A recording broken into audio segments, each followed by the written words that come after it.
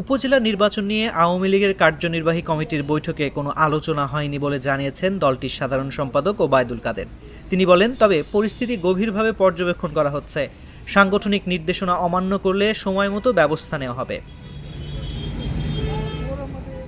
মঙ্গলবার রাতে গণভবনে আওয়ামী লীগের কার্যনির্বাহী কমিটির সভা শেষে সাংবাদিকদের এসব কথা বলেন তিনি। ওবায়দুল কাদের বলেন, এবছর আওয়ামী লীগের প্রতিষ্ঠা বার্ষিকীর হীরক জয়ন্তী জাঁকজমকভাবে আয়োজনের সিদ্ধান্ত হয়েছে। এজন্য সম্পাদকদের বিস্তারিত কর্মসূচি গ্রহণ করতে বলা হয়েছে।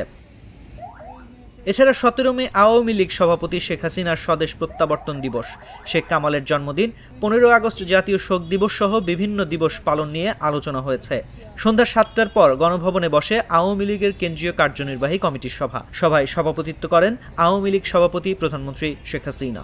এতে দলের সাধারণ সম্পাদক ওবায়দুল কাদের সহ কেন্দ্রীয় কার্যনির্বাহী কমিটির অন্য সদস্যরা অংশ নেন।